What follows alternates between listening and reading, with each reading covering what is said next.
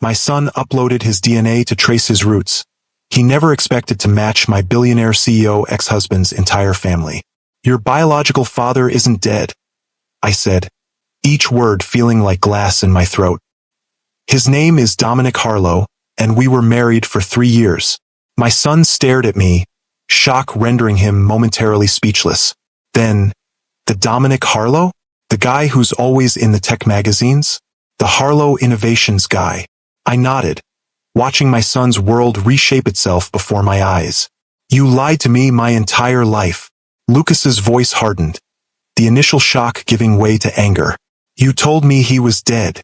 I was trying to protect you, I said, reaching for his hand, which he pulled away. Dominic wasn't a good man by the end of our marriage. The power, the money, it changed him. That wasn't your choice to make. Lucas stood abruptly, his chair scraping against the floor. He's my father. I had a right to know him, to decide for myself. Have you ever wondered what it would be like to discover that everything you believed about your family was built on a foundation of lies? What would you do if a simple DNA test suddenly connected you to one of the wealthiest, most powerful families in America? This is the story of a mother's desperate attempt to protect her child, a father who never knew he had a son, and a 16-year-old boy caught in the middle of a past he never knew existed. I'm Mr. Harrison, and today I'm sharing the remarkable story of how a birthday gift changed 3 lives forever. If you've ever faced a moment when truth and lies collided in your own life, this story will resonate deep in your soul. Give this video a like if you believe in the power of truth to overcome even the most carefully crafted deception. The manila envelope arrived on a Tuesday, unremarkable except for the stylized double helix logo in the corner that made my stomach clench the moment I saw it. I knew what it contained before my son even burst through the front door, his face alight with the particular excitement that only a 16-year-old on the verge of discovery can radiate. Mom! The results came. Lucas called, dropping his backpack in the hallway despite my countless reminders about proper storage. Can we open them now? I forced a smile, setting aside the stack of student essays I'd been grading. Of course, it's your DNA test after all. The irony of those words wasn't lost on me as I watched Lucas tear into the envelope. His DNA test, his heritage, his identity, all the secrets I'd carefully guarded for 16 years, potentially unraveled by a birthday gift from his well-meaning aunt who thought it would be fun to explore our family tree. This is so cool, Lucas murmured, spreading the papers across our kitchen table.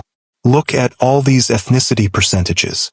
I didn't know we had Eastern European ancestry. Your grandmother always mentioned a great-grandfather from Prague, I said automatically, the practiced lie sliding easily from my lips even as my eyes scanned the documents for the section I truly feared, the DNA matches. Lucas flipped to the next page, and I saw the moment everything changed. His eager expression froze, brows drawing together in confusion, as he stared at a name listed under close family matches. Mom! His voice had lost its excitement, replaced by a bewilderment that made him sound suddenly younger. Who's Dominic Harlow? The room seemed to tilt slightly, the name I hadn't heard spoken aloud in 16 years hanging in the air between us. Dominic Harlow, tech visionary, billionaire CEO of Harlow Innovations, my ex-husband, Lucas's biological father, and apparently a man who had also taken a DNA test. Mom! Lucas repeated, his eyes, so like his father's, fixed on my face. It says he's likely my father or son. Since he's not my son. He trailed off, waiting for the explanation I'd hoped never to provide. I sank into a chair, 16 years of careful omissions and half-truths collapsing around me. We should talk, Lucas. There's something I need to tell you about your father. The story I'd maintained since Lucas was old enough to ask was simple. His father was a man I'd loved deeply during graduate school, who had died in a car accident before Lucas was born. A tragic story that discouraged too many questions, that explained away the absence of grandparents or extended family on his paternal side. A story Lucas had accepted with the resilience of a child who had never known any different. The truth was far more complicated. Your biological father isn't dead, I began, each word feeling like glass in my throat. His name is Dominic Harlow, and we were married for 3 years. Lucas stared at me, shock rendering him momentarily speechless. Then, the Dominic Harlow? The guy who's always in the tech magazines? The Harlow Innovations guy. I nodded, watching my son's world reshape itself before my eyes. We met when I was working on my PhD in computer science. He was building his first company, brilliant and driven and charismatic. We fell in love, got married, and for a while it was good. What happened? Lucas asked, his voice small.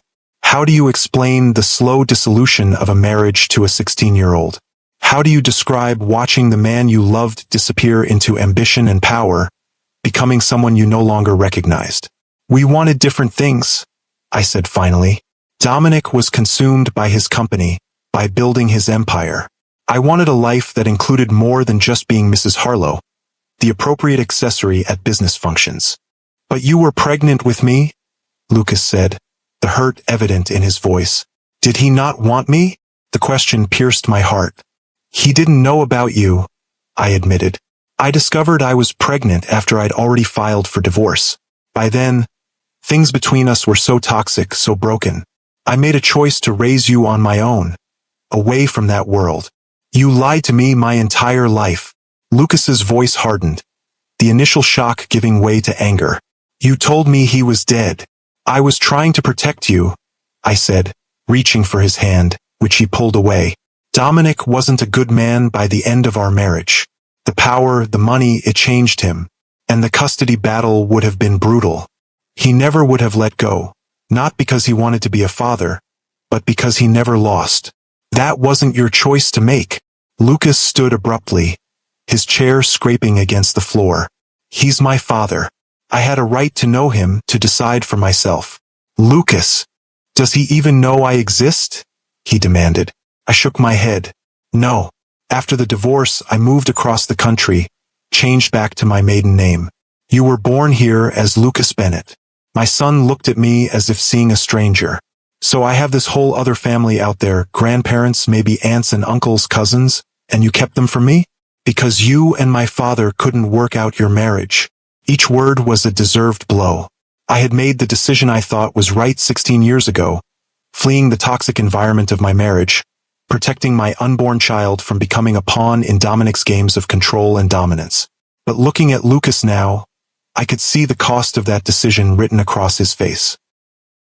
There's more to the story, I began, but Lucas was already gathering the DNA papers, shoving them back into the envelope. I don't want to hear it right now, he said, his voice tight with emotion. I need to think. He left the kitchen, and moments later, I heard his bedroom door close with a decisive click. I remained at the table, staring at the abandoned test results, wondering how long it would take for Dominic to notice the DNA match on his own account, for my carefully constructed world to completely unravel. If you've ever had to face the consequences of a decision you made years ago, hit that like button. And if you believe that sometimes the hardest truths are the ones we keep from those we love most, subscribe to my channel for more stories that explore the complex nature of family relationships and the secrets we keep. The answer came sooner than I expected. 2 days later, as Lucas maintained a cold distance despite my attempts to explain further, my phone rang with a number I didn't recognize. Something made me answer rather than let it go to voicemail. Catherine Bennett? The voice was instantly familiar, despite the years smooth, authoritative, with the slight Boston accent that became more pronounced when he was angry or intense. My hand tightened around the phone. Dominic. 16 years is a long time to keep a son hidden, Catherine. His tone was controlled, but I could hear the underlying fury. Were you ever planning to tell me? Or was I supposed to discover his existence by accident when he's 30? How did you find me? I asked, though I already knew. Dominic had resources that made locating people trivial, especially once he had a name and a DNA connection. That's your response? Not an explanation or an apology, but how did you find me? He laughed, a sound devoid of humor. You haven't changed. Neither have you, apparently. I shot back, still leading with accusations and demands. I have a son I've never met because of your choices, Dominic said, his voice hardening. A son who believes I abandoned him, who thinks I'm dead. So yes, I have some demands. I closed my eyes, leaning against the kitchen counter. Lucas only found out about you 2 days ago. I never told him you abandoned him. I told him you died before he was born because I thought it would be easier than explaining the truth. Which is what exactly? That his mother kidnapped him before birth. That his father was a controlling, manipulative man who saw people as assets to be acquired or liabilities to be neutralized. I snapped. That I was protecting him from being raised in a toxic environment where his value would be measured by how well he performed, how perfectly he fit into your vision of a legacy. Silence stretched between us, heavy with 16 years of unspoken words. I want to meet him, Dominic said finally. He's my son. I have that right. It's not that simple. It is exactly that simple, he interrupted. Either you arrange it or my lawyers will. Your choice, Catherine. The threat hung in the air, and I knew it wasn't empty. Dominic had the resources to make my life a legal nightmare, to potentially even seek retroactive custody arrangements despite Lucas being 16. Lucas is angry with me right now, I said, softening my tone. He feels betrayed. Rushing into a meeting with you might not be the best thing for him emotionally. Don't use his emotional state as a shield, Dominic said, but his voice had lost some of its edge. I'm not looking to disrupt his life or take him from you. I just want to know my son. The sincerity in his voice surprised me. The Dominic I remembered had rarely shown vulnerability or admitted to emotional needs. Let me talk to him, I conceded. This has to be his decision, Dominic. If you truly care about his well-being, you'll respect that. After a pause, he agreed. 1 week, Catherine. Then I expect to hear from you, or him, about arrangements. The call ended, and I stood motionless in the kitchen, trying to process the fact that the carefully separated halves of my life were about to collide. When Lucas came home from school that afternoon, I was waiting with 2 cups of hot chocolate, our traditional peace offering since he was small. His expression remained guarded as he sat across from me, but he accepted the mug. Your father called me today, I said without preamble. He knows about you. Lucas's eyes widened. He called you? What did he say? He wants to meet you, I replied honestly. He's angry with me for keeping you from him, but he seemed genuinely interested in knowing you. Of course he's angry, Lucas said, a hint of accusation still in his voice. You stole 16 years from both of us. The words stung, but I couldn't deny their truth. I made the decision I thought was right at the time, Lucas. The man I left was not someone I wanted raising my child. But people can change in 16 years, and regardless of my feelings about Dominic, you have the right to form your own relationship with him. Lucas studied me, suspicion giving way to cautious hope. So you're saying I can meet him? If that's what you want, I said, though the words felt like surrender. But I'd like to be there for the first meeting at least. Why? So you can control the narrative. The bitterness in his tone was new, a reflection of the trust I'd broken. Because I'm still your mother, and I still want to protect you, I said quietly. Not from knowing your father, but from being hurt if this doesn't go the way you hope. The Dominic I knew was complicated, brilliant, charismatic, but also calculating. I want to make sure he's meeting you for the right reasons. Lucas considered this, turning the mug between his hands. I looked him up online, he admitted. There's so much about his companies, his innovations, his wealth, but almost nothing about him personally. It's like he's a brand, not a person. That's fairly accurate, I said. He was always intensely private about his personal life, even before he became famous. There were some articles about his family, though, Lucas continued, about the Harlow dynasty. His father founded the original company, and his grandfather was some kind of industrial magnate.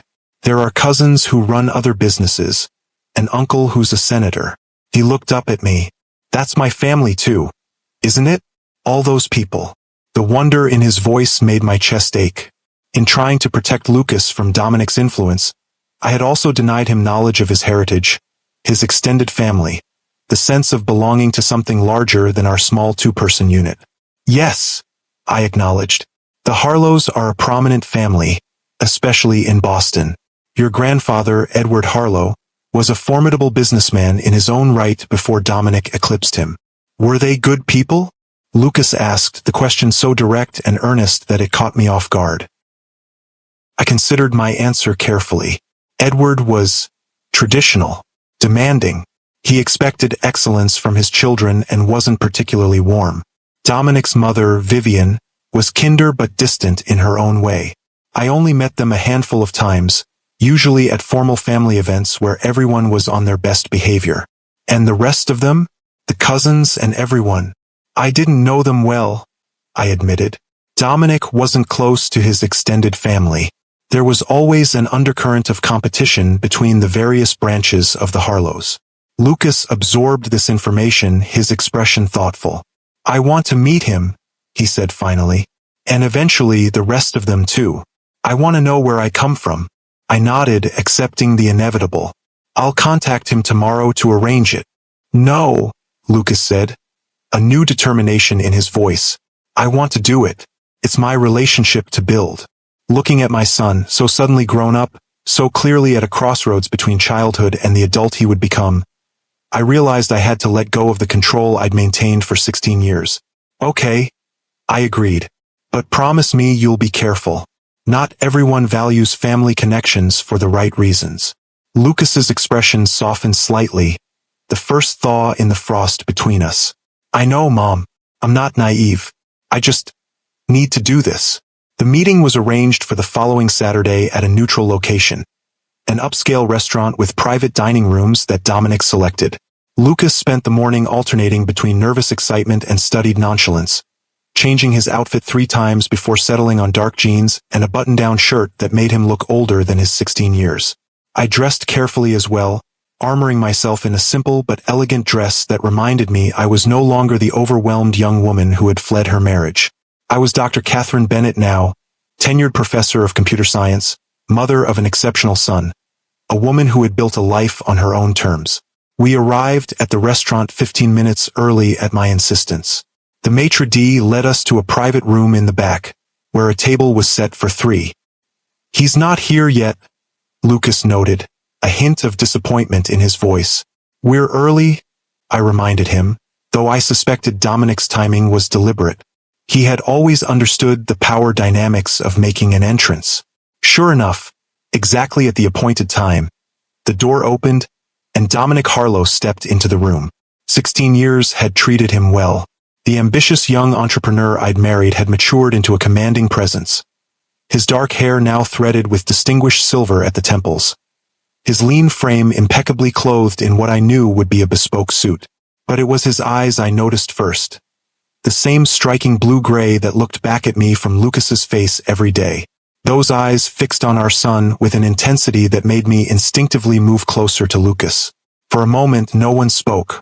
Then Dominic broke the silence. Lucas, he said, his voice softer than I remembered it. Thank you for agreeing to meet me. Lucas stood straighter, and I saw him consciously resist the urge to fidget. Thank you for wanting to meet me, he replied with surprising poise. Dominic's gaze shifted to me, a complex mix of emotions crossing his face. Catherine, you look well. As do you, I acknowledged, determined to maintain civility for Lucas's sake. An awkward silence descended as we took our seats, the weight of 16 years of separation and secrets pressing down on the table between us. I don't know where to begin, Dominic admitted, a rare confession of uncertainty from a man known for his decisive leadership. There are so many questions I want to ask. So many things I want to know about you. Same, Lucas said, his earlier confidence faltering slightly. It's weird. Yesterday I didn't have a father. And today I have this whole other life I never knew about. You've always had a father, Dominic corrected with a pointed glance at me. You just didn't know I existed.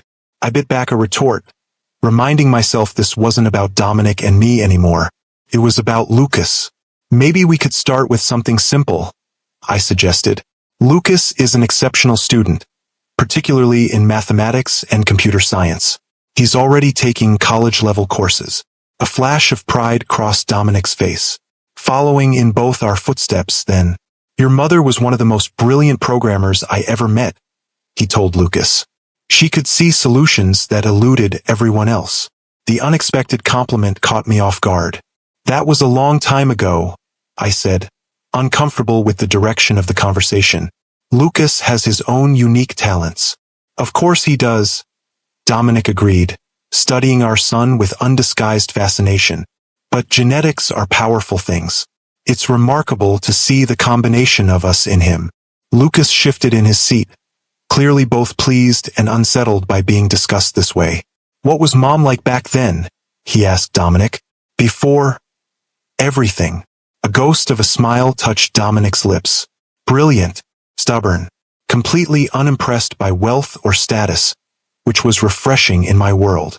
His eyes met mine briefly. She was working on revolutionary algorithms for pattern recognition when we met. I tried to recruit her for my company, but she insisted on finishing her PhD first. You never told me that, Lucas said, turning to me with surprise. There's a lot I haven't told you, I admitted quietly, about that time in my life. Like the fact that your mother's work formed the foundation of Harlow Innovation's first major success, Dominic added.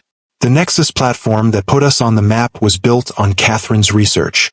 I tensed. That's not entirely accurate, Dominic. No. His eyebrow arched in that familiar challenging way. The core architecture was directly inspired by your dissertation. I've never denied that. You never properly credited it either, I countered, then immediately regretted engaging. This old argument wasn't what Lucas needed to hear. But Lucas was leaning forward, clearly intrigued. You helped create Nexus? That's in all the tech history books. They say it revolutionized how AI systems process natural language. Your mother was always modest about her contributions, Dominic said smoothly. But yes, without her insights, Nexus might never have existed. I could see Lucas reassessing me, seeing his ordinary professor mother in a new light. It was exactly the kind of subtle manipulation Dominic had always excelled at, offering just enough truth to create the narrative he wanted. Let's focus on getting to know each other, I suggested, redirecting the conversation. Lucas, why don't you tell your father about your robotics team? The tension eased as Lucas enthusiastically described the competitive robotics program he'd been part of since middle school.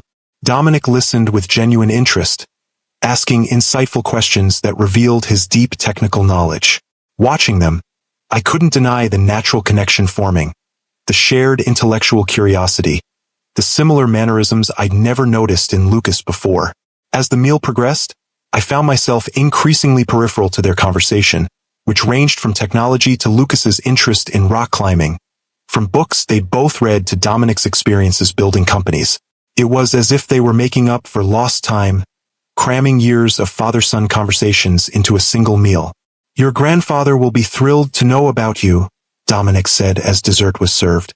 The Harlow name means everything to him, and the idea of another generation, especially one as promising as you, will give him tremendous satisfaction. Lucas's eyes widened. My grandfather is still alive? The articles I read weren't clear. Very much alive and still chairman emeritus of Harlow Holdings, Dominic confirmed. He's 82 and has survived 2 heart attacks, but he's as sharp and demanding as ever. Would he want to meet me? Lucas asked, a hint of vulnerability breaking through his composed facade. Without question, Dominic assured him, as would your grandmother, your great-aunt Eleanor, and various cousins once they learn of your existence. The Harlow family is complicated, Lucas, but family connections matter enormously to them. I felt a chill at the casual way Dominic was opening the door to his entire family network. That seems like a lot to process all at once, I interjected. Lucas is still adjusting to learning about you. Dominic's gaze hardened slightly. 16 years have already been lost, Catherine. I don't intend to waste more time with unnecessary delays. It's not about delay, I countered. It's about making sure Lucas isn't overwhelmed. I'm not a child, Mom, Lucas said, a hint of irritation in his voice. I can handle meeting my own family. The my own family stung, separating me from this newly discovered lineage that clearly fascinated him. Of course you can, Dominic agreed. In fact, I'd like to propose something. My parents are hosting their annual summer gathering at the family estate on Cape Cod next weekend. It would be the perfect opportunity to introduce you to everyone at once, in a relaxed setting. Next weekend, I echoed, alarmed by the accelerated timeline. That's much too soon. I think it sounds perfect, Lucas countered, excitement evident in his voice. I don't have any plans. And summer break just started. Lucas, we need to discuss this privately, I said firmly. What's to discuss? He challenged. You said this was my relationship to build. Dominic watched our exchange with calculated interest. Catherine, you're welcome to come as well, of course. I understand your concerns about Lucas meeting the family without you present. The invitation surprised me. You want me at a Harlow family gathering? Your mother could barely tolerate me when we were married.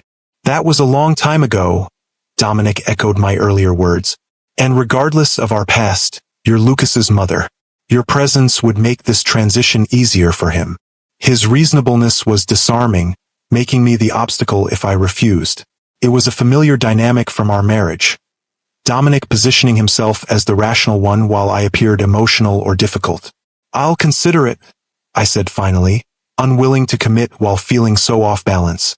Excellent. Dominic smiled, the expression transforming his face in a way that reminded me painfully of why I'd fallen for him all those years ago. In the meantime, Lucas, I'd like to get to know you better. Perhaps you could show me your robotics project tomorrow? We could have lunch afterward. Lucas looked to me, seeking permission despite his earlier assertions of independence. If that's what you want, I said, recognizing I couldn't stand in the way of this relationship without damaging my own connection with my son. As the meeting concluded, Dominic shook Lucas's hand, then pulled him into an unexpected embrace.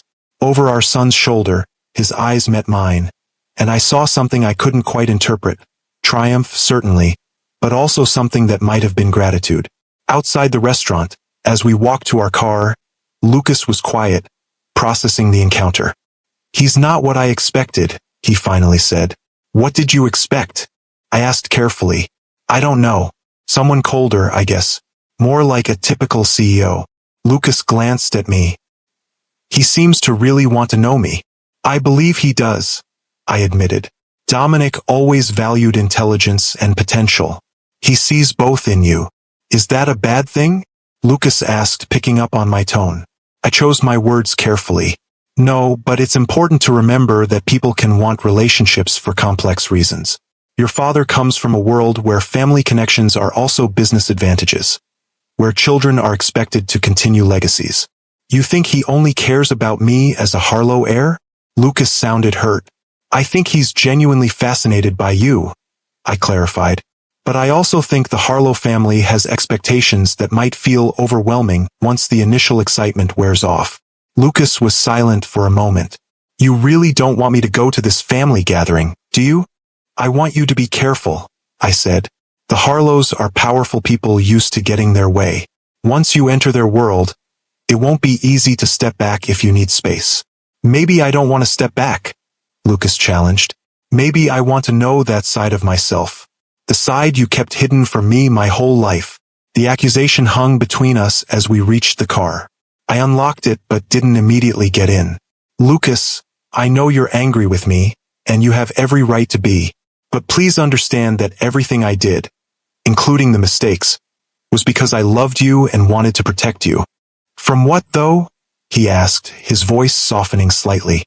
He doesn't seem like a monster, Mom. Dominic was never a monster, I acknowledged. He's charismatic, brilliant, and can be incredibly compelling. But he also sees the world as something to be conquered, including people. When we were married, his need for control extended to every aspect of our lives. People change, Lucas said, echoing my own words from earlier. Yes, they do, I agreed. Which is why I'm not forbidding this relationship. I'm just asking you to move forward with your eyes open. If you've ever been caught between protecting someone you love and letting them make their own choices, even risky ones, hit that like button. And if you're curious to see what happens when Lucas enters the world of the Harlow dynasty, subscribe to my channel for the next part of this extraordinary family saga. The week that followed was a whirlwind. Dominic, true to his word, spent the next day with Lucas, touring his school's robotics lab and taking him to lunch at an exclusive restaurant where they were treated like visiting royalty. He returned home with a new laptop, just a small gift. Lucas insisted when he saw my expression and stories about Dominic's early days building computers in his parents' garage. Each day brought more contact. Texts, calls, another meeting where Dominic took Lucas to his company's research lab, introducing him as my son to wide-eyed employees. I watched with growing unease as Lucas was drawn deeper into Dominic's orbit, dazzled by the attention, the resources, the sense of belonging to something prestigious and powerful.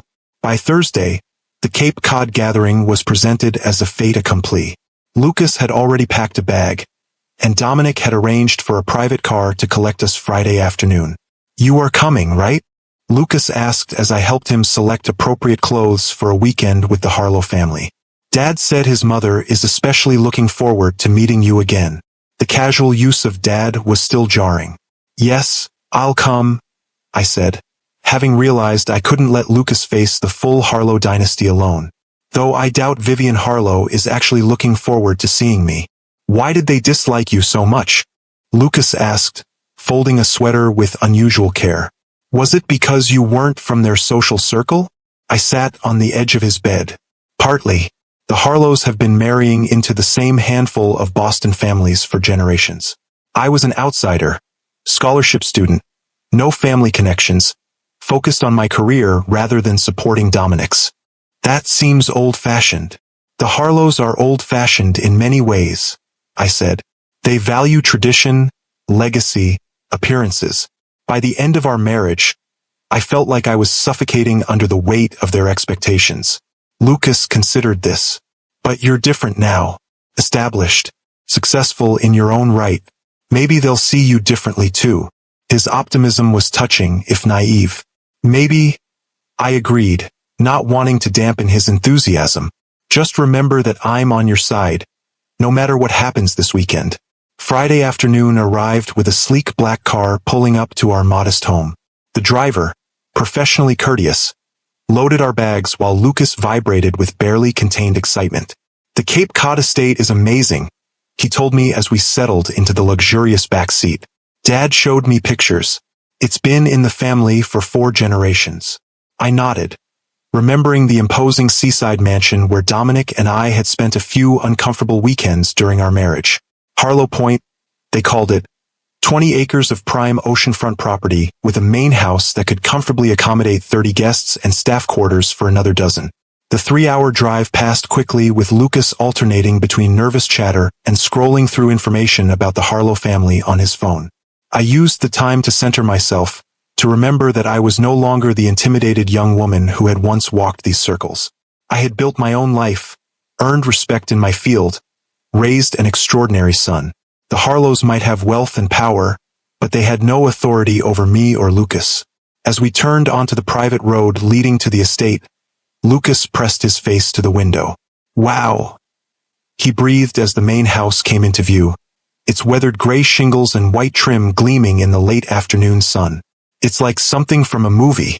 Several luxury vehicles were already parked in the circular drive, indicating that other family members had arrived. As our car pulled up to the entrance, the massive front door opened, and Dominic emerged, flanked by an elderly couple I recognized immediately despite the years. Edward and Vivian Harlow. "Deep breath," I murmured to Lucas as the driver opened our door. "Remember who you are." Lucas stepped out first, standing tall as Dominic approached with a warm smile. "Welcome to Harlow Point," he said, placing a hand on Lucas's shoulder. "Your family has been waiting a very long time to meet you, even if they didn't know it." Edward Harlow stepped forward, his tall frame still imposing despite his advanced age. His piercing blue-gray eyes, the same shade as Dominic's, the same shade as Lucas's, studied my son with undisguised interest. "So," he said, his Boston Brahmin accent pronounced, "this is the boy." Lucas straightened under the scrutiny. "It's nice to meet you, sir. I'm Lucas." A hint of a smile touched Edward's stern mouth. "Lucas, a good name. Strong." His gaze shifted to me, cooling noticeably. "Catherine, this is unexpected." "For all of us, Edward," I replied evenly. Vivian Harlow moved forward then, her silver hair perfectly coiffed, her slender figure elegant in expensive casual wear. "Let's not stand out here discussing the obvious," she said with practiced social grace. "Come inside. The others are gathering for drinks before dinner." As we followed them into the house, Dominic fell into step beside me, speaking quietly. They're in shock, but they're trying. My father hasn't stopped talking about Lucas since I told them. When did you tell them? I asked, surprised. Tuesday. I wanted them prepared. He glanced at me. I didn't mention our disagreement about Lucas's upbringing. That's between us. The unexpected discretion caught me off guard. The Dominic I remembered would have used my deception to position himself favorably with his parents. Perhaps he had changed in some ways. The interior of Harlow Point was exactly as I remembered. Tastefully opulent, with antiques that had been in the family for generations, original artwork on the walls, and views of the Atlantic Ocean from nearly every window. Lucas's eyes widened as we moved through the grand entrance hall into a spacious living room where about a dozen people were gathered. Conversations paused as we entered, all eyes turning to Lucas. I recognized some faces from my brief time as a Harlow, Dominic's younger sister Alexandra, now in her 40s. His uncle Senator James Harlow, a few cousins whose names escaped me. There were new faces too, spouses, and perhaps the next generation of Harlows. Everyone, Dominic announced, his hand returning to Lucas's shoulder. I'd like you to meet my son Lucas. The room erupted in exclamations and movement as family members surged forward. Alexandra reached us first, her resemblance to Dominic striking. My nephew, she said, embracing Lucas without hesitation. I'm your Aunt Alex. My God. You look just like Dominic did at your age. Lucas returned her hug awkwardly, clearly overwhelmed by the enthusiastic reception. It's nice to meet you. And Catherine? Alexandra turned to me with genuine warmth that surprised me. It's been too long. You look wonderful. Thank you, Alex. So do you. The introductions continued in a blur, Senator Harlow with his political handshake and practiced smile. Cousins Michael and Thomas, who ran different divisions of Harlow Holdings. Their wives and teenage children, who immediately invited Lucas to join them by the pool later. Dominic's great-aunt Eleanor, the family matriarch at 92, who examined Lucas through narrowed eyes before declaring, he has the Harlow intellect. I can see it. Through it all, I watched Lucas carefully, concerned he might be overwhelmed. But he handled himself with remarkable poise, answering questions about school and his interests, accepting compliments about his resemblance to the Harlow line, gradually relaxing as the initial scrutiny gave way to more natural conversation. They're not as scary as you made them sound, he whispered to me during a brief moment alone. First impressions can be deceiving, I cautioned. They're on their best behavior. Or maybe they're just happy to meet me, he countered. Before I could respond, Vivian approached. Catherine, you and Lucas are in the East Wing. I've put you in the blue suite. I recall you admired it once. Her tone was polite but distant. Dinner is at 7. Casual but proper. I nodded, understanding the Harlow code. Casual but proper meant no jeans or t-shirts, despite this being a weekend at a beach house. Some things never changed. As a staff member led us to our rooms, Lucas whispered, What's the blue suite? It's one of the nicest guest suites, I explained. It has a sitting room between 2 bedrooms and a private balcony overlooking the ocean. Vivian putting us there is a good sign, I think. Our rooms were indeed lovely, decorated in shades of blue and cream, with antique furniture and fresh flowers. Lucas explored with undisguised awe, especially when he discovered the balcony with its panoramic ocean view. This is incredible, he said, leaning against the railing. Have they always lived like this? The Harlows have been wealthy for generations, I said, joining him. This house has been in the family since the 1920s. And you gave this up, he said, not accusingly but wonderingly. All of this. I gave up a marriage that was making me unhappy, I corrected gently. The lifestyle was just packaging. Lucas considered this, watching the waves crash against the rocky shoreline below. I get why you left him, he said finally. But I still don't understand why you didn't tell him about me. I sighed, knowing I owed him the complete truth. When I discovered I was pregnant, I was already living in Seattle, rebuilding my life. I knew if I told Dominic, he would use every resource at his disposal to bring me back to Boston, to control how you were raised. I paused, choosing my words carefully. The Dominic I knew then saw children as extensions of himself, as vessels for his ambitions and the Harlow legacy. I wanted you to have the freedom to become your own person. But what if he would have been a good father? Lucas pressed. What if he would have loved me for me? That's the question I've asked myself for 16 years, I admitted. And I don't have a perfect answer. I made the best decision I could with what I knew then. Lucas was quiet for a long moment. I think I understand, he said finally. I don't agree with what you did, but I understand why you did it. It wasn't forgiveness, but it was a start. I squeezed his hand, grateful for his maturity. We should get ready for dinner, I said. In this house, being late is considered worse than wearing the wrong thing. Dinner was served in the formal dining room, a magnificent space with floor-to-ceiling windows facing the ocean and a table that could seat 20. Lucas was placed between Dominic and Alexandra, while I found myself between Senator Harlow and one of the cousins' husbands. The strategic seating arrangement wasn't lost on me, keeping Lucas and me separated while surrounding him with Harlows. The conversation flowed easily, with Lucas the clear center of attention. He handled the spotlight well, answering questions about his academic interests and extracurricular activities with confidence. I noticed how Dominic subtly guided the discussion, highlighting Lucas's achievements in mathematics and computer science, his robotics competitions, his perfect SAT scores in those subjects. He's clearly inherited the Harlow aptitude for technology, Edward commented, looking pleased. Have you thought about college yet, boy? I'm considering MIT, Lucas replied. Or Stanford. MIT is the traditional Harlow choice, Edward said with approval.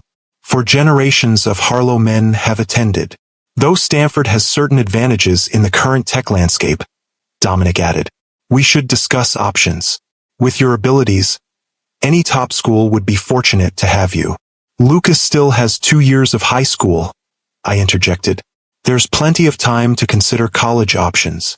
It's never too early to plan for the future, Edward countered, especially for a young man with Lucas's potential. The Harlow Foundation could certainly assist with connections.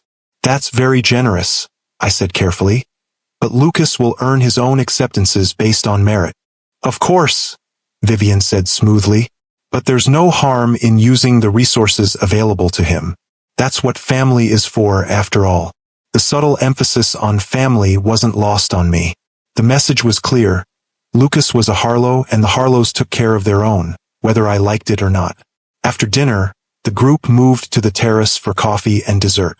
I watched as Lucas was drawn into conversation with his cousins, teenagers who seemed genuinely interested in getting to know him. They were showing him something on their phones, all laughing together, and for a moment, I felt a pang of guilt. Had my decision deprived him of these relationships, this sense of belonging to something larger than our small family unit? He fits in well, Dominic said, appearing beside me with 2 cups of coffee. He handed one to me, black with 1 sugar, if your preferences haven't changed. They haven't, I said, surprised he remembered. And yes, he does fit in. He's always been good with people. Another trait he gets from you, Dominic said, his tone surprisingly genuine. I was always more comfortable with code than humans. I smiled despite myself. That's true. I remember having to rescue you from more than one awkward conversation at industry events. A comfortable silence fell between us as we watched Lucas. It was strange how easily we had slipped back into this familiar dynamic. Standing together, observing, sharing quiet observations. For a moment, I could almost forget the years of separation, the lies, the anger. Why did you really invite me here, Dominic? I asked finally. You could have brought Lucas alone. He considered the question, his expression thoughtful. Several reasons. Lucas wanted you here. The transition is easier with you present. And, he paused. I thought it was time the family saw the remarkable woman you've become. Professor Bennett, published author, respected in your field.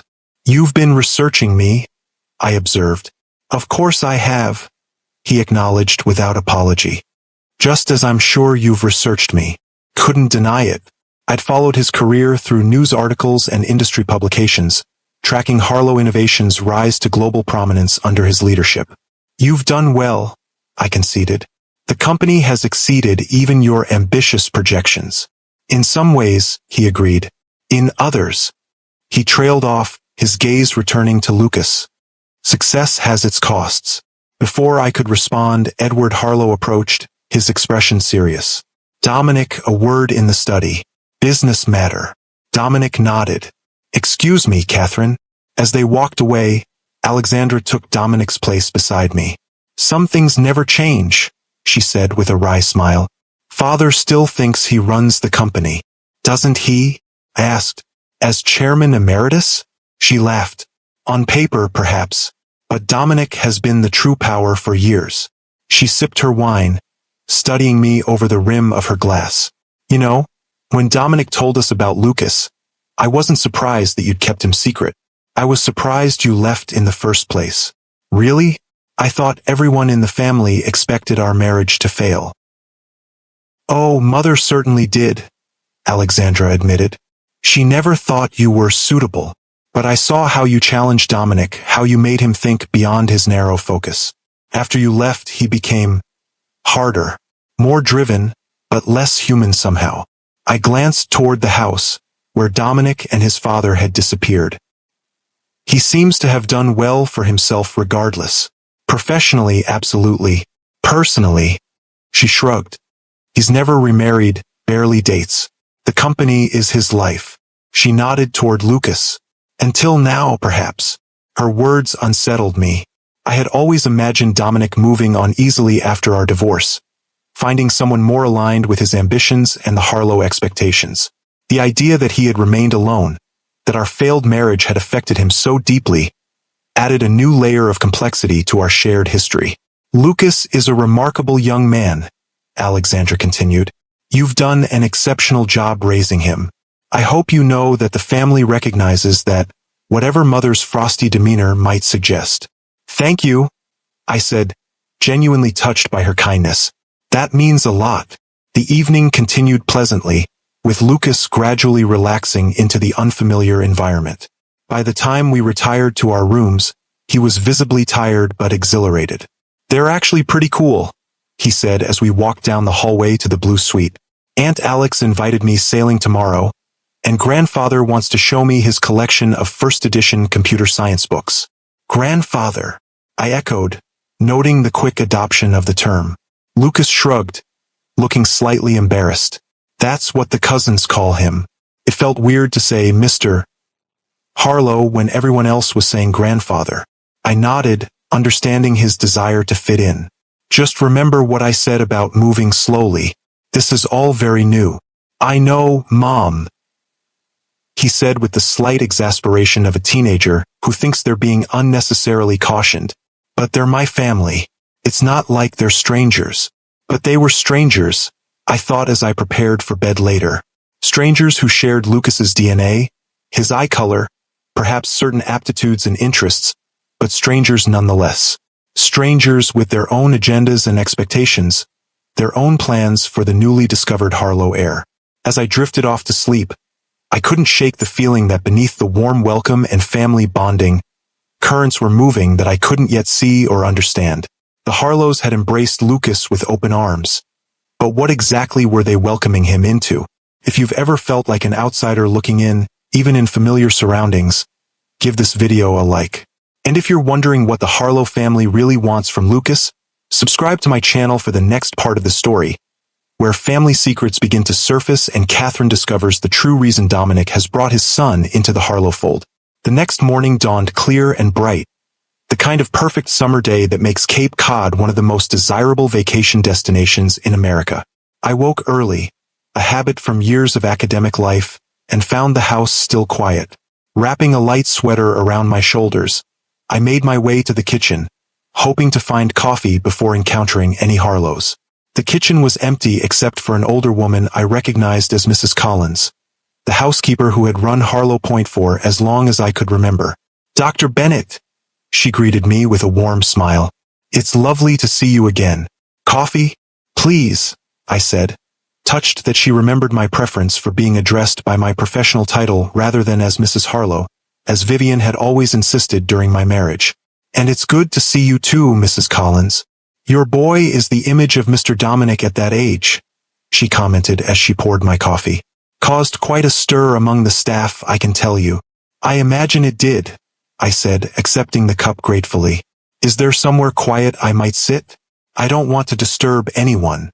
The morning room gets lovely light this time of day, she suggested, and it's rarely used before breakfast. I thanked her and made my way to the small, sun-filled room at the east end of the house. As Mrs. Collins had predicted, it was empty, offering a peaceful view of the gardens and the ocean beyond. I settled into a comfortable chair, savoring the quiet moment before the day began in earnest. I had just opened my email on my phone when the door opened, and to my surprise, Edward Harlow entered. He paused when he saw me, clearly not expecting company. Catherine, he acknowledged with a slight nod. You're up early. Academic habits, I explained. I can leave if you'd prefer privacy. No need, he said, moving to the sideboard where a carafe of coffee waited. I've been wanting to speak with you anyway, without Dominic or the boy present.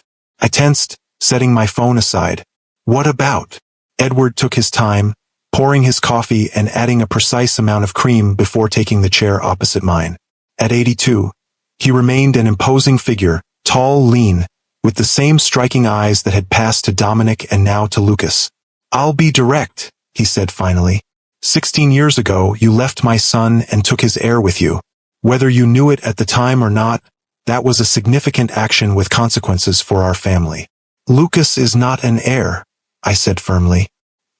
He's a 16-year-old boy who just discovered his father's identity. Edward waved this away as if it were a semantic distinction of no importance. He's a Harlow. That comes with certain realities, whether you acknowledge them or not. What exactly are you saying, Edward? He studied me over the rim of his coffee cup. Dominic has no other children. No other prospects for children from what I can tell. Lucas represents the future of not just the Harlow name but the Harlow enterprises. Lucas may choose a completely different path for his life, I countered. He might become a research scientist or a professor or anything else that interests him. He's not obligated to join the family business. Of course not, Edward agreed smoothly. But he should have the opportunity to understand his birthright, to make an informed choice. And that's all this is about? Giving Lucas information so he can make choices. Edward's expression hardened slightly. Don't be naive, Catherine. It didn't suit you 16 years ago, and it certainly doesn't now. The boy is brilliant from what Dominic tells me. He has the Harlow mind for technology and business. With the right guidance, the right education, the right connections, he could eventually take Dominic's place. As CEO of Harlow Innovations? I asked, incredulous. He's 16. He hasn't even decided where to go to college yet. These things require long-term planning, Edward said dismissively. Dominic was being groomed from a similar age. And how did that work out? I challenged. A man so consumed by his company that he has no personal life? Is that what you want for Lucas? A flash of something, regret, perhaps? Crossed Edward's face before his expression settled back into its usual impassive mask. Dominic made his choices. Lucas will make his own. But he deserves to know the possibilities before him. I leaned forward, meeting his gaze directly. Let me be very clear, Edward. I support Lucas having a relationship with his father and with all of you. But I will not allow him to be manipulated or pressured into fulfilling some dynastic plan. He gets to discover who he is and what he wants without the weight of Harlow expectations crushing him. Edward studied me for a long moment, then surprised me with a slight smile. You haven't changed either, have you? Still fighting for what you believe is right? Consequences be damned. He set his cup down. It's what Dominic needed in a partner. Pity neither of you realized it at the time. Before I could respond to this unexpected assessment, the door opened again, and Lucas appeared, already dressed for the day in khaki shorts and a polo shirt. Mom? Mrs. Collins said I might find you here. He paused, noticing Edward. Oh, good morning, grandfather. Good morning, Lucas, Edward replied, his tone warming noticeably. I was just having a pleasant chat with your mother. Are you ready for our tour of the library this morning? Yes, sir, Lucas said eagerly. Mom mentioned you have first editions of some classic computer science texts. Indeed I do, including a signed copy of Claude Shannon's A Mathematical Theory of Communication, that I think will interest you. Edward stood, his conversation with me apparently concluded. Shall we go after breakfast? I believe your grandmother is arranging a buffet on the terrace. Sounds great, Lucas agreed. He turned to me. Are you coming, Mom?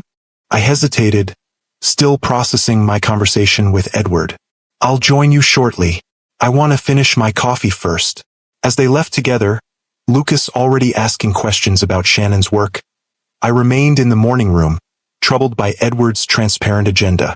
The Harlows clearly saw Lucas as more than just a newly discovered family member. They saw him as the solution to their succession planning, a fresh vessel for the Harlow legacy. The question was whether Dominic shared this view. Was his interest in Lucas genuinely paternal, or was he, too, primarily concerned with grooming an heir? And how could I protect Lucas from these expectations while still allowing him to build relationships with his paternal family?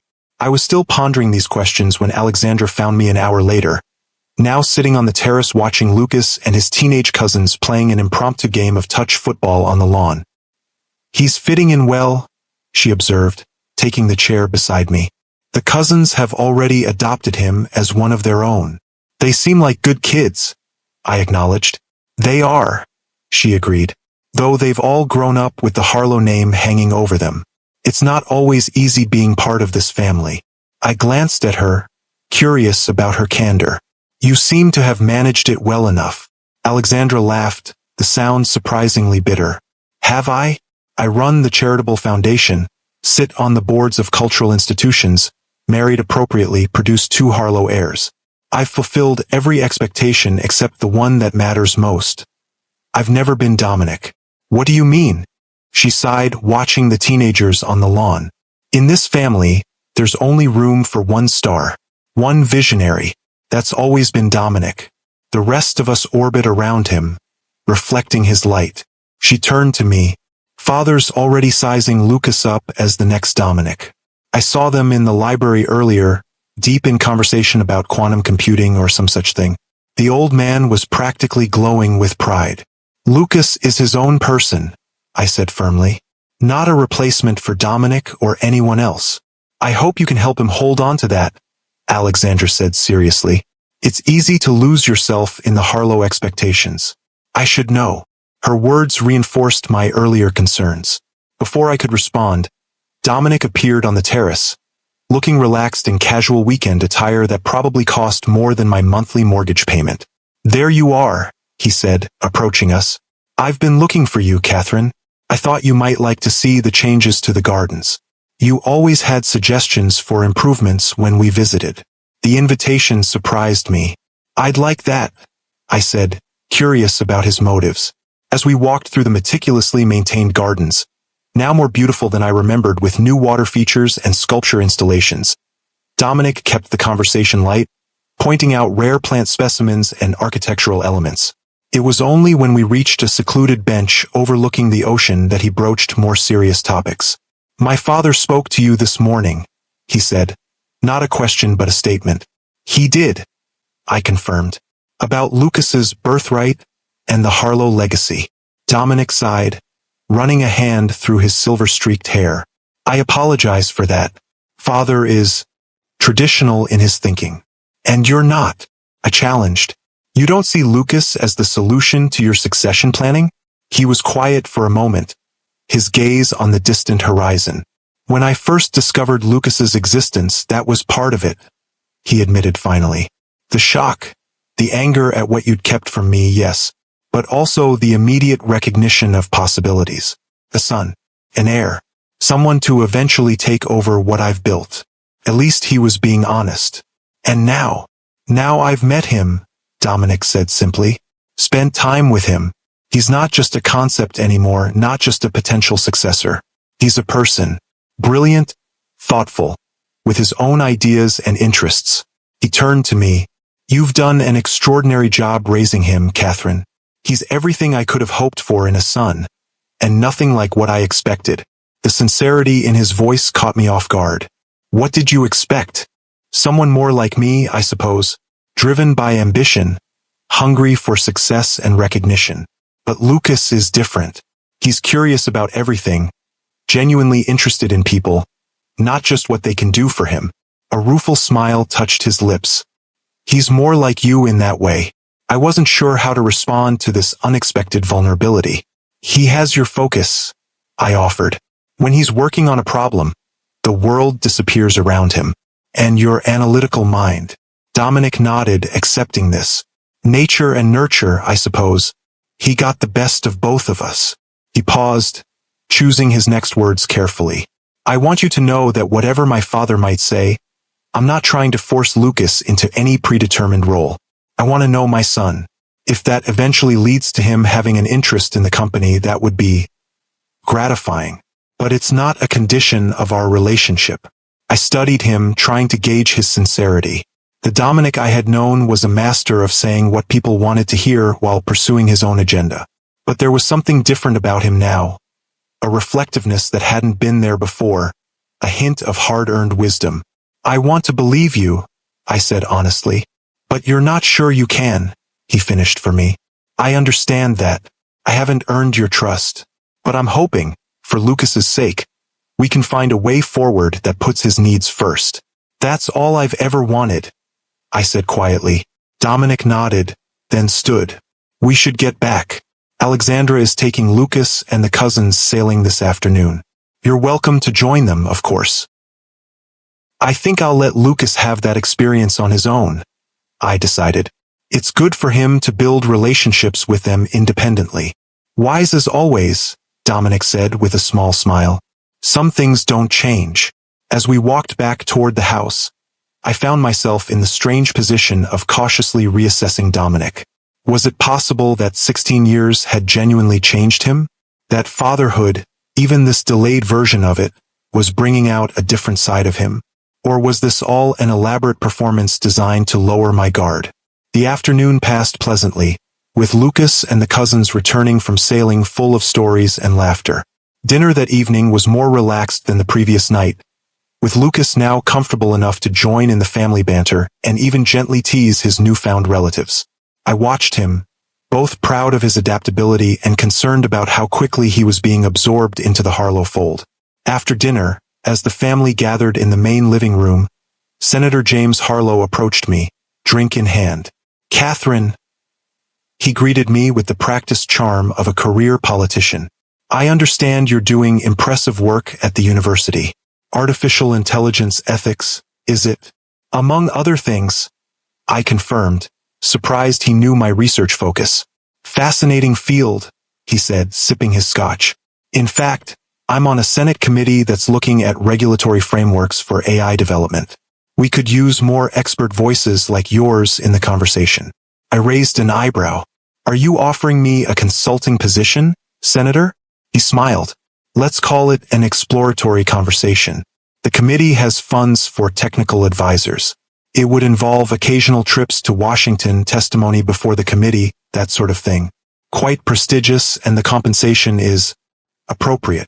The offer was unexpected and suspiciously well-timed. That's very interesting, I said carefully, though I have to wonder why now, when my work has been published and available for years. The senator had the grace to look slightly abashed. Well, the Harlow connection certainly brought you to my attention. Family networks have their uses. He leaned closer, lowering his voice. Between us, Dominic mentioned your expertise might be valuable to the committee. He speaks very highly of your technical acumen, despite your personal history. So Dominic was behind this. But was he trying to offer me a genuine opportunity? Or was this an attempt to influence me, to make me more amenable to the Harlow plans for Lucas? I'd need to see the details, of course, I said noncommittally. My university commitments come first. Of course, the senator agreed readily. I'll have my chief of staff send over the information. Just think about it. As he moved away to join another conversation, I noticed Lucas watching me from across the room, where he sat with Dominic and Edward, clearly deep in some technical discussion. He gave me a small wave, looking happier and more animated than I'd seen him in months. Later that night, as Lucas and I retreated to our suite, He was bubbling with excitement about the day. Grandfather showed me his first edition computing books, and then Dad and I talked about quantum encryption for like an hour. He told me, pacing the sitting room energetically. Did you know Harlow Innovations is working on quantum-resistant algorithms? Dad says their approach is completely different from what other companies are doing. That sounds fascinating, I said, noting his enthusiastic use of Dad and Grandfather now, as if he'd been using the terms his whole life. And Uncle James, Senator Harlow, said I could intern in his office next summer if I wanted. In Washington, Lucas continued, and Aunt Alex wants me to come back for Thanksgiving to meet more of the family who couldn't be here this weekend. They're certainly making you feel welcome, I observed. They're amazing, Lucas said, finally dropping onto the sofa beside me. They're a little intense sometimes, and Grandmother keeps asking weird questions about my social connections. Whatever that means. But they're so interesting, and they actually care about the things I care about. I'm glad, I said, meaning it despite my reservations. You deserve to know this side of your family. Lucas's expression grew more serious. Mom, I know you're worried about their influence or whatever, but I'm not going to turn into some Harlow clone just because I'm spending time with them. I'm still me. I know that, I assured him. I just want you to take your time. Get to know them gradually. There's no rush to become part of their world all at once. But that's just it, he said, leaning forward earnestly. It already feels like my world too in some ways, like there was this part of me that was always missing, and now I've found it. He must have seen the hurt in my eyes, because he quickly added, not that our life together wasn't enough. It's just different now. I reached out to squeeze his hand. I understand. Really. I'm happy for you, Lucas. I just want you to be careful about the expectations they might place on you. Like what? He asked, genuinely curious. I hesitated, not wanting to color his perceptions too heavily with my own concerns. The Harlows have a certain way of doing things, certain traditions and expectations. Edward in particular has very specific ideas about the family legacy and how it should continue. You mean he wants me to eventually work for Harlow Innovations? Lucas said, surprising me with his perception. Yeah, I picked up on that. He kept talking about, when you're running the company someday, like it's already decided. And how do you feel about that? I asked carefully. Lucas shrugged. It's flattering, I guess, but also weird. A week ago I didn't even know these people existed, and now they're planning my whole future. He yawned, the long day finally catching up with him. Don't worry, Mom. I'm not signing any contracts or making any promises. I'm just getting to know them. That's all I ask, I said, relieved by his awareness. Now get some sleep. We have one more day here before heading home. As Lucas retired to his bedroom, I remained in the sitting room, reflecting on the day's events. The Harlows were moving quickly, already integrating Lucas into their world, offering opportunities, making plans. Dominic seemed sincere in his desire to know his son without imposing expectations, but the rest of the family clearly saw Lucas as the next generation of the Harlow dynasty. And then there was the senator's job offer to me, a prestigious position that would enhance my career, but also potentially bind me closer to the Harlow sphere of influence. Was it a genuine opportunity or a subtle form of control? As I finally prepared for bed, I couldn't shake the feeling that despite all my caution, Lucas and I were being drawn into the Harlow orbit, our independent lives gradually being realigned around their gravitational pull. The question was whether we could maintain our own course while still embracing these new relationships, or if the Harlow influence would ultimately prove too powerful to resist.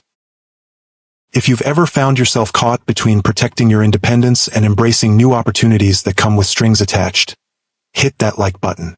And if you're wondering how Catherine and Lucas will navigate the complex web of Harlow family dynamics, subscribe to my channel for the final part of this extraordinary story, where long-buried secrets come to light and both mother and son must make decisions that will shape their futures forever. Sunday morning brought a change in the weather, with gray clouds rolling in from the Atlantic and a cool breeze that hinted at rain. The shift seemed fitting as we entered our final day at Harlow Point, a reminder that all perfect summer weekends must eventually end. I found Lucas already at breakfast with Dominic and Edward. The three of them huddled over what appeared to be architectural plans spread across one end of the dining table. They were so engrossed in their discussion that they barely noticed my arrival. These are the preliminary designs for the new research campus. Dominic was explaining, pointing to a section of the blueprints. We're breaking ground next spring, with completion targeted for fall 2027. The quantum computing lab will be here, Edward added, indicating another area. State-of-the-art facilities, the best researchers money can buy.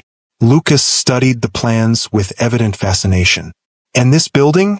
He asked, pointing to a distinctive structure at the center of the campus. The Harlow Innovation Center, Dominic said. The heart of the complex. It's where our most promising projects will be developed. It's incredible, Lucas said, clearly impressed. The whole design is so forward-thinking. Perhaps you'll work there someday, Edward suggested, his tone casual but his intent obvious. Or even lead it. I cleared my throat as I approached, making my presence known. Good morning. All three looked up with varying degrees of guilt on their faces. Lucas the most transparent, quickly straightening as if caught doing something wrong. Mom, we were just looking at the plans for Dad's new research campus. It's amazing.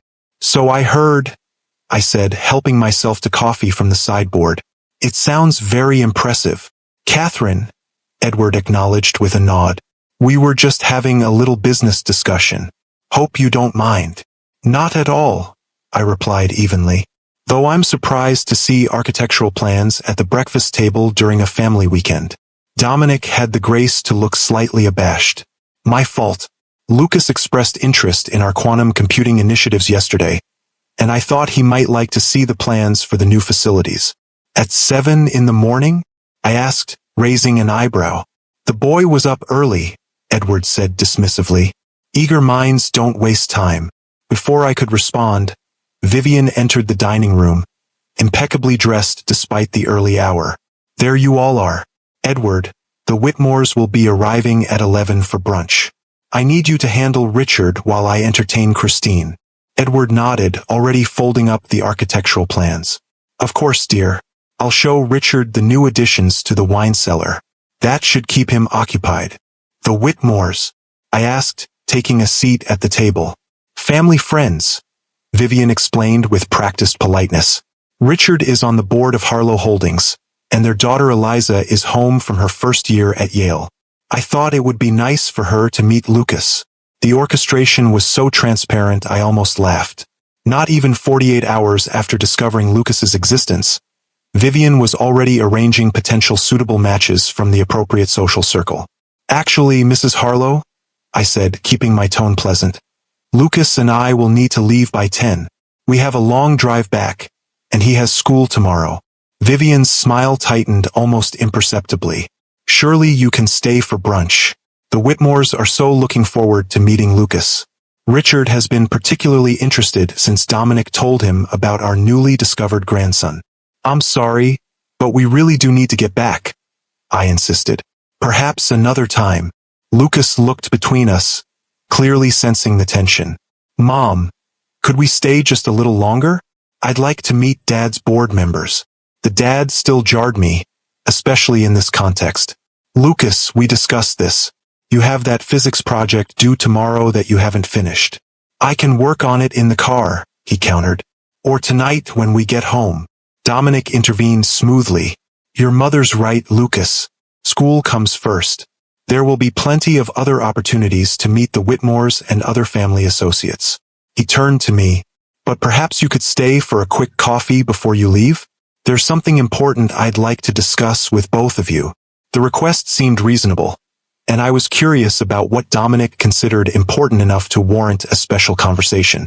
All right, coffee before we leave would be fine. Vivian looked displeased but recovered quickly. I'll let the Whitmores know you had a prior commitment, Lucas. Such a shame.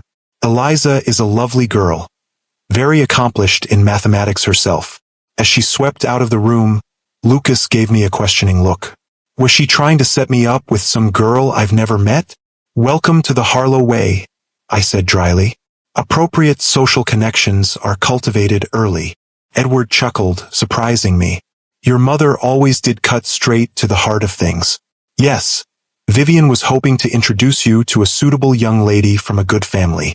It's how things have always been done. But I'm 16, Lucas protested. And I've only known I'm a Harlow for like 5 days. Never too early to build the right relationships, Edward said, unperturbed. But your mother is right about school coming first. Excellence in education has always been the foundation of Harlow success. After breakfast, Lucas went to pack his things while I took a final walk along the beach, trying to process the whirlwind weekend. The Harlows had welcomed Lucas with open arms, but their welcome came with clear expectations and a roadmap for his future that had been drawn without any input from him, or me. When I returned to the house, Dominic was waiting in his private study, a handsomely appointed room with leather-bound books lining the walls and a view of the ocean. Lucas was already there, seated in one of the comfortable chairs across from Dominic's desk. "Catherine, come in," Dominic said, rising as I entered. "Can I offer you coffee? Or something stronger, perhaps?" "Coffee is fine," I said, taking the seat beside Lucas. "What's this about, Dominic?" He waited until a staff member had brought coffee and left before speaking. "I wanted to discuss Lucas's future, specifically his education." I tensed immediately. "What about it?" "Lucas is entering his junior year of high school," Dominic said, his tone reasonable and measured. "A critical time for college preparation.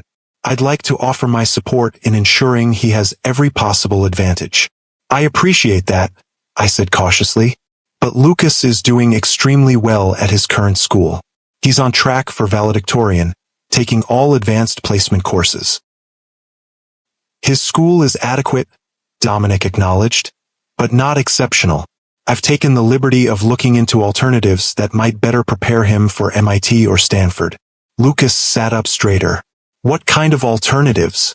"There are several prestigious preparatory academies that would welcome a student of your caliber," Dominic explained. "Westfield Academy in Massachusetts, for instance, has an unparalleled record of placing students in top universities. Their advanced science and mathematics programs are second to none." "In Massachusetts?" I repeated, immediately seeing where this was heading. "You want Lucas to move across the country for his final 2 years of high school?" "It would be an adjustment," Dominic conceded, "but one with significant benefits.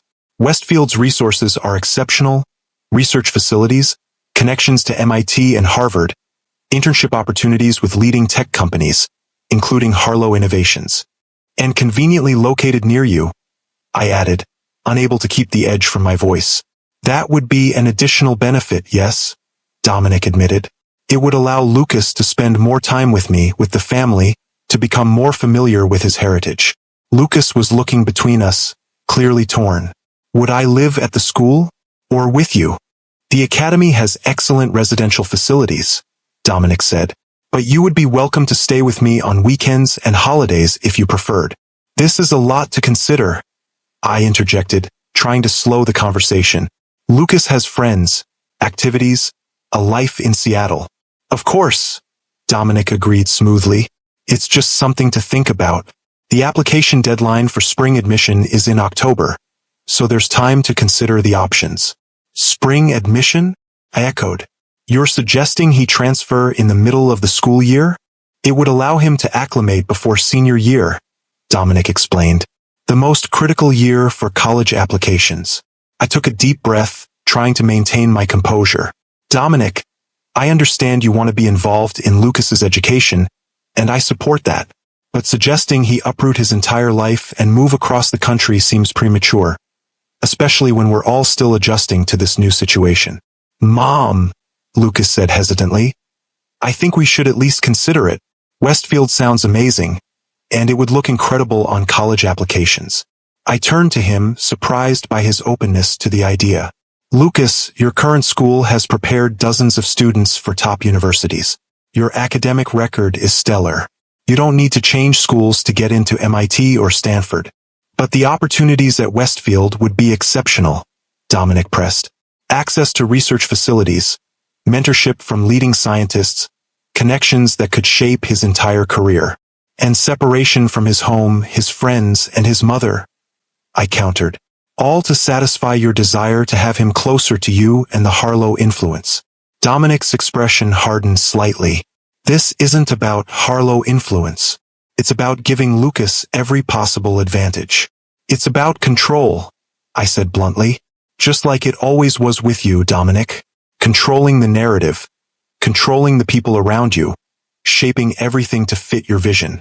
That's unfair, Catherine, Dominic said, his voice tight. I'm trying to do what's best for our son. After knowing him for less than a week, I challenged. You don't get to swoop in after 16 years and start making major decisions about his life. Stop it, both of you, Lucas interrupted, his voice uncharacteristically sharp. I'm sitting right here. This is my life you're arguing about. We both fell silent, chastened by his justified frustration. I'm sorry, Lucas, I said after a moment. You're right. This should be your decision with input from both of us. I agree, Dominic said, visibly making an effort to moderate his tone. I shouldn't have presented this as a fait accompli. I'm still learning how to be a father, especially to a teenager. Lucas looked between us, his expression troubled. I need time to think about all this. It's a huge decision. Of course, Dominic agreed immediately. Take all the time you need. I just wanted to present the option while there's still time to apply if you decide it's something you want to pursue. I nodded, recognizing the reasonableness of this approach even as I remained suspicious of Dominic's underlying motives. We should get going soon if we want to beat the traffic back to Seattle. As we prepared to leave, the Harlow family gathered to say goodbye. There were hugs, exchanges of phone numbers and email addresses, promises to stay in touch. Edward pulled Lucas aside for a private word, while Alexandra embraced me warmly. Don't be a stranger, she said quietly. Lucas needs you to help him navigate this world. We can be overwhelming. I've noticed, I said dryly. She smiled. He's a remarkable young man. You should be very proud. I am, I assured her. Every day. Dominic walked us to the car, helping the driver load our bags. As Lucas said a final goodbye to his cousins, Dominic turned to me. I meant what I said about not pressuring him, he said quietly. But I do want to be part of his life, Catherine. A real part, not just occasional visits and phone calls. I understand that, I acknowledged, and I want that for Lucas too. But we need to move at his pace, not yours or your family's. Dominic nodded. Fair enough. He hesitated, then added, There's something else I've been meaning to tell you. Something I should have said years ago. I raised an eyebrow, waiting. You were right to leave, he said simply. Our marriage had become toxic, and I was largely to blame.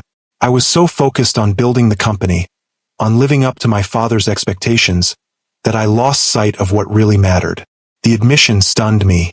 In all our interactions since the divorce, Dominic had never once acknowledged any responsibility for our failed relationship. Why are you telling me this now? I asked. Because I don't want to make the same mistakes with Lucas, he said. I don't want to be the father my father was to me. Demanding, critical, never satisfied. I want to be better, and I thought, maybe acknowledging the past might help us move forward more constructively. There was a sincerity in his eyes that I hadn't seen in years, a vulnerability that the old Dominic would never have allowed himself to show. For the first time, I considered the possibility that fatherhood might truly be changing him, forcing him to confront patterns and behaviors he'd never questioned before. Thank you for saying that, I said finally. It means a lot. Lucas rejoined us then, and the moment passed. Final goodbyes were said, and soon we were driving away from Harlow Point, the imposing house growing smaller in the rearview mirror. For the first hour of our journey, Lucas was quiet, staring out the window at the passing landscape, clearly processing the events of the weekend. I let him have his space, responding to work emails on my phone and giving him time to gather his thoughts. Finally, he turned to me. They're not what I expected. The Harlows? I asked. In what way? They're more intense, more focused on the family name and legacy than I thought they would be. He hesitated. Grandfather kept talking about my responsibilities as a Harlow, about continuing the tradition of excellence. That sounds like Edward, I said carefully. But Dad seems different, Lucas continued. More balanced, I guess. He talks about the company a lot, but he also asked about my friends, my interests outside of school. He seemed to really want to know me as a person. I nodded, acknowledging this observation. Dominic was always more complex than his father, more capable of growth and change. Do you think he's changed? Lucas asked directly. Since you were married to him? I considered the question seriously. I think he might have. 16 years is a long time and people can evolve. The Dominic I knew was brilliant and charismatic, but also controlling and obsessed with success. The man I saw this weekend seems more reflective, more aware of the costs of that single-minded focus. He told me he regrets how things ended between you, Lucas said, that he didn't appreciate what he had until it was gone. This surprised me. He said that to you? Lucas nodded. When we were talking yesterday, he said you were the only person who ever stood up to him, who challenged him to be better, and that he didn't realize how important that was until you were gone. I didn't know how to respond to this revelation. The idea that Dominic had not only reflected on our failed marriage but had shared those reflections with Lucas was unexpected and somewhat unsettling. What do you think about Westfield? Lucas asked, changing the subject. Honestly, I took a deep breath, wanting to give him a thoughtful answer rather than an emotional reaction. I think it's an excellent school that would provide amazing opportunities. I also think it would mean a major life change at a time when you're already dealing with a lot of new information and relationships. But you don't want me to go, he pressed. I want what's best for you, I said carefully. And yes, selfishly, I don't want you to move across the country. But more importantly, I want you to make this decision for the right reasons, because it's what you truly want for your education and future, not because you feel pressure to please your new family or to make up for lost time with your father. Lucas nodded, absorbing this. I don't know what I want yet. It's all happening so fast. You don't have to decide anything right now, I assured him. Take your time. Research the school. Think about what you really want from your high school experience. And remember that whatever you decide, I'll support you. Even if I decide to go to Westfield? He asked, watching my face carefully. The question pierced my heart, but I kept my expression steady. Even then, it would be hard for me, but your happiness and your future come first. Lucas reached over and squeezed my hand, a gesture that reminded me of the little boy he had been not so long ago. Thanks, Mom, for everything, for raising me on your own, for building a good life for us. I know I've been angry about the secrets, but I understand why you made the choices you did. Tears pricked at my eyes, but I blinked them away. Thank you for saying that. It means more than you know. The rest of our drive passed more comfortably, with Lucas sharing stories about his conversations with various Harlow relatives and his impressions of the family dynamics. By the time we arrived home, exhausted from the emotional weekend, we had reached a tentative new understanding. Lucas would explore his relationship with the Harlows at his own pace, and I would do my best to support him without letting my own complicated history with Dominic color his experience. The next few weeks brought a new normal to our lives. Lucas maintained regular contact with Dominic through texts, calls, and video chats. Packages arrived from Boston, books on quantum computing that Edward thought Lucas might enjoy, a vintage MIT sweatshirt from Alexandra, even a formal letter from Vivian inviting him to the annual Harlow Thanksgiving gathering. Dominic, true to his word, didn't pressure Lucas about Westfield, though he did send information about the school and offered to arrange a visit whenever you're ready to consider it. He also began making plans to visit Seattle monthly, scheduling his business trips to coincide with Lucas's robotics competitions and other important events. I watched these developments with cautious optimism, grateful that Dominic seemed to be respecting the boundaries we had established, while still building a meaningful relationship with his son.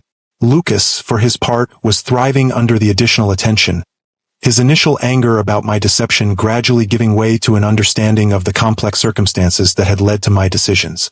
It was during Dominic's second visit to Seattle, about a month after our weekend at Harlow Point, that another unexpected revelation changed our evolving family dynamic once again. Dominic had come to watch Lucas compete in a regional robotics championship. His team placed second, a significant achievement that had Lucas beaming with pride, as we all went to dinner afterward to celebrate. The evening had gone surprisingly well, with easy conversation and genuine laughter, until Lucas excused himself to the restroom, leaving Dominic and me alone at the table. "He's remarkable," Dominic said, watching Lucas weave through the restaurant. Every time I see him, I'm more impressed. He is, I agreed. He always has been. Dominic was quiet for a moment, swirling the wine in his glass. I've been thinking a lot about what you said at Harlow Point about my need for control, about how it destroyed our marriage. I tensed, not expecting this turn in the conversation. Dominic, we don't need to rehash the past. I think we do, he said quietly. At least this part of it, because it affects Lucas and how we move forward as whatever we are now. Co-parents, I suppose. I nodded reluctantly, acknowledging the point. All right, what about it? You were right, he said simply. I was controlling, obsessed with building the company, with proving myself to my father, with creating the perfect life according to the Harlow blueprint.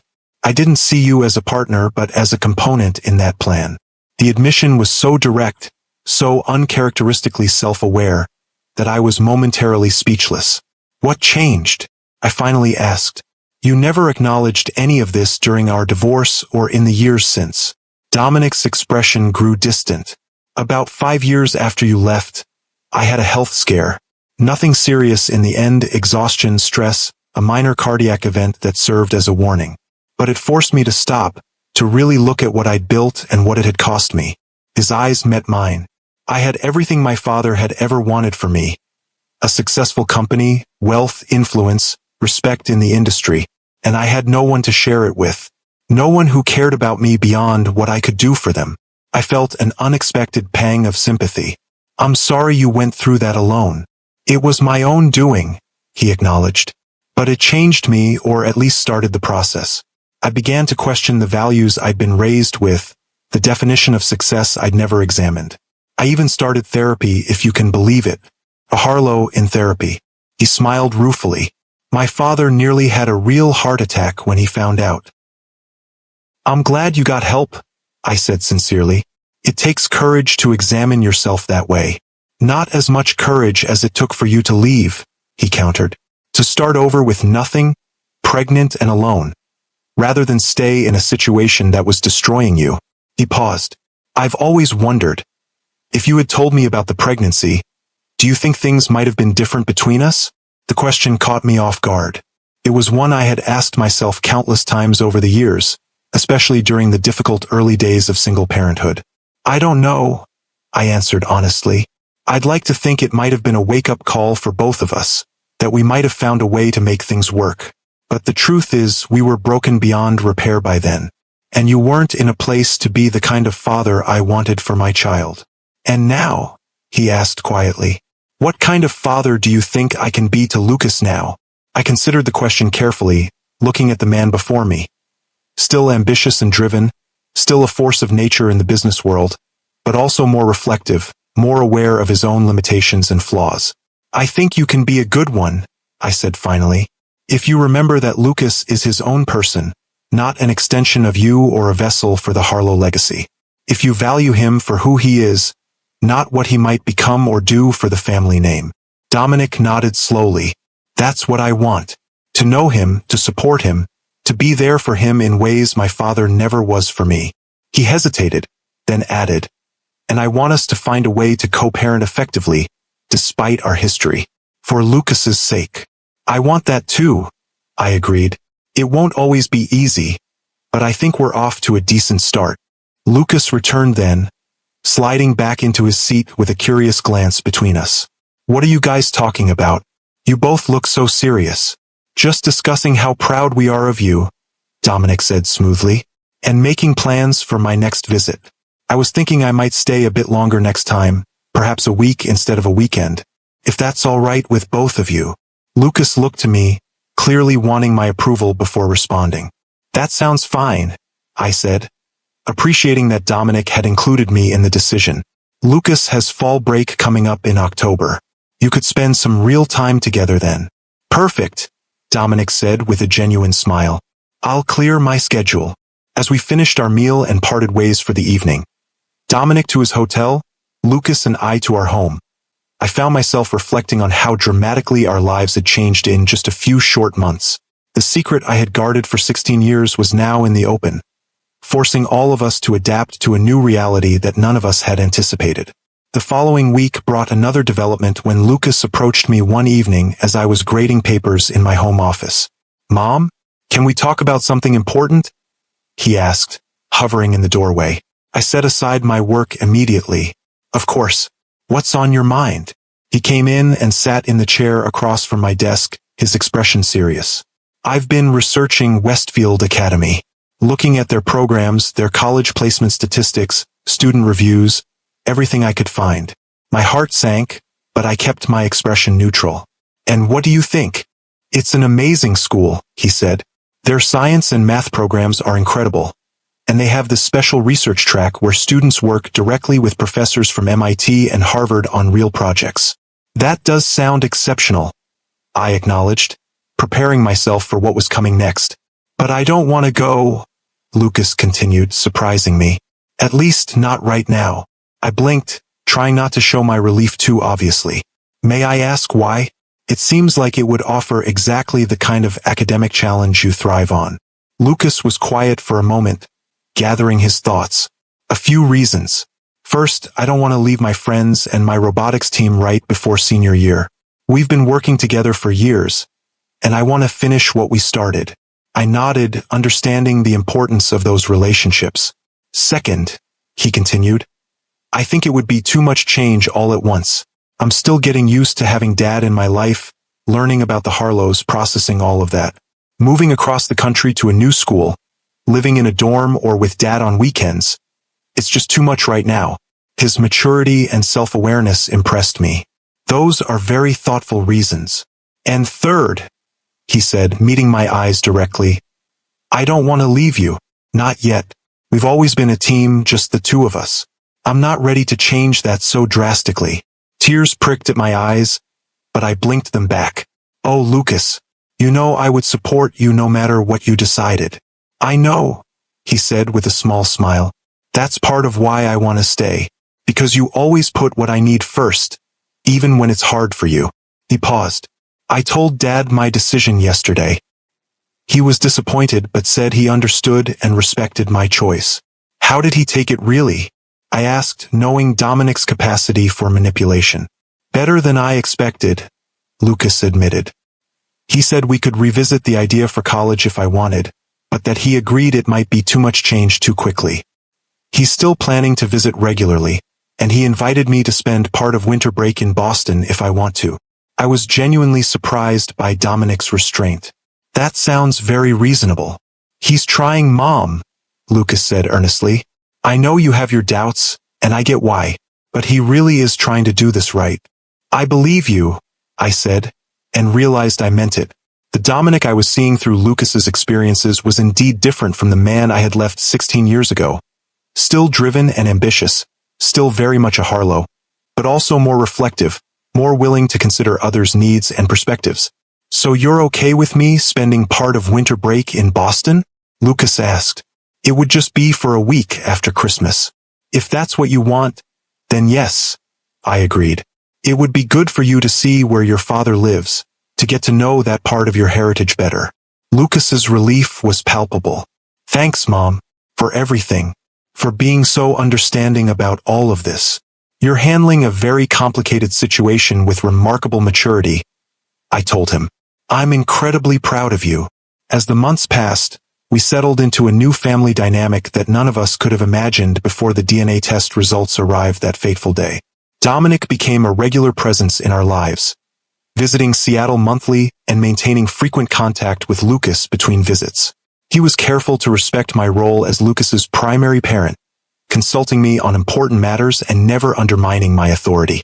Lucas thrived under the additional attention, his initial anger about my deception giving way to a deeper understanding of the complex circumstances that had led to my decisions.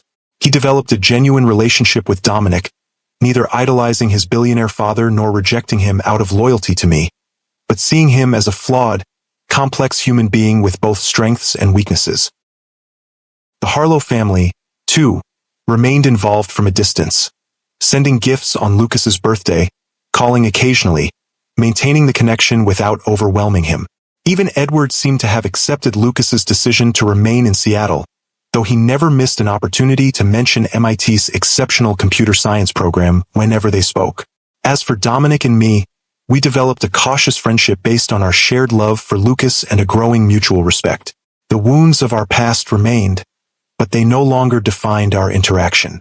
We had both changed over the 16 years of separation, me into a confident, accomplished academic who no longer felt intimidated by the Harlow wealth and influence. Dominic into a more reflective, less controlling man who had begun to question the values that had driven him for so long. The following summer, a year after the DNA test that had changed everything, Lucas and I traveled to Boston together for a 2-week visit. We stayed not at Harlow Point but at Dominic's city apartment, a decision that symbolized the new boundaries we had all established. Lucas spent time at Harlow Innovations, shadowing his father and learning about the company without any pressure to commit to it as his future. He reconnected with his cousins, got to know his grandparents better, and even had a cordial lunch with Vivian, who had finally accepted that her grandson would make his own choices about his life path. On our last evening in Boston, as Lucas was out with his cousins, Dominic and I shared a quiet dinner on the rooftop terrace of his apartment. The city lights spread out before us like stars. "Thank you," he said unexpectedly as we finished our meal. "For what?" I asked. "For raising our son to be the remarkable young man he is," Dominic said simply. "For giving him the freedom to become himself, not what someone else wanted him to be. For teaching him values that the Harlow fortune couldn't have bought him." The sincerity in his voice touched me deeply. "He is remarkable, isn't he? I learn from him every day." "As do I," Dominic agreed. He hesitated, then added, "I've been thinking a lot about what might have been. If things had been different between us. If I had been different." "That's a dangerous road," I cautioned. "We can't change the past." "No," he acknowledged, "but we can learn from it. I've learned that control is an illusion, that the people we love aren't possessions or extensions of ourselves. That true connection requires vulnerability and respect." He met my eyes directly. "All lessons I wish I had learned while we were still together." I felt a complex mix of emotions: regret for what might have been, gratitude for the life I had built, and a new appreciation for the man Dominic had become. "Perhaps everything happened as it needed to," I suggested. "If we had stayed together, you might never have had that wake-up call. I might never have discovered my own strength. And Lucas might have grown up in a household with 2 people who didn't know how to love each other properly." Dominic considered this, a philosophical perspective. "Very Catherine." He smiled, the expression softening his features. "You may be right, but I still regret the pain I caused you, and the years I lost with Lucas." "We can't change the past," I repeated, "but we can shape the future. And I think we're doing a pretty good job of that so far. Don't you?" "Better than I could have hoped," he agreed. "Co-parenting with you is surprisingly rewarding. You challenge me to be a better father, a better person. And you've expanded Lucas's world in ways I couldn't have alone," I acknowledged. "Your influence in his life has been positive, despite my initial fears." We fell into a comfortable silence, watching the city lights twinkle against the darkening sky. It wasn't a perfect ending. Life rarely provides those, but it was a beginning of something new and unexpected.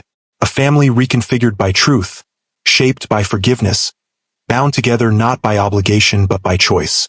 When Lucas returned later that evening, flushed with excitement from his night out with his cousins, he found Dominic and me still on the terrace, engaged in easy conversation about Lucas's college options.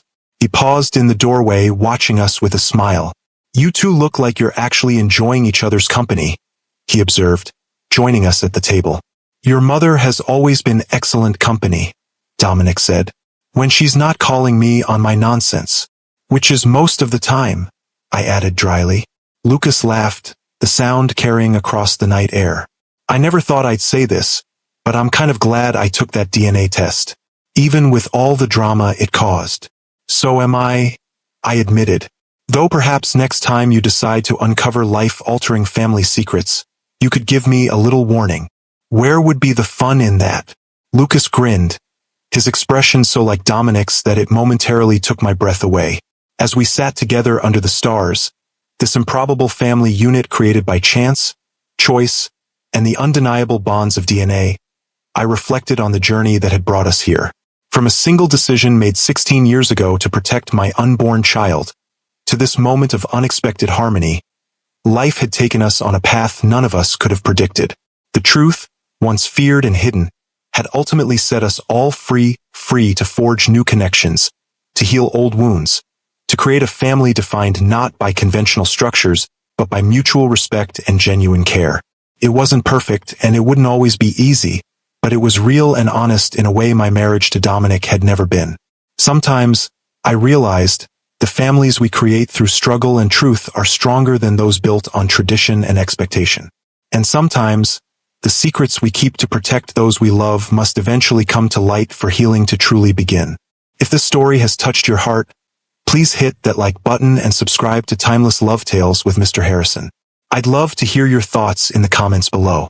Have you ever discovered an unexpected truth about your family? Has a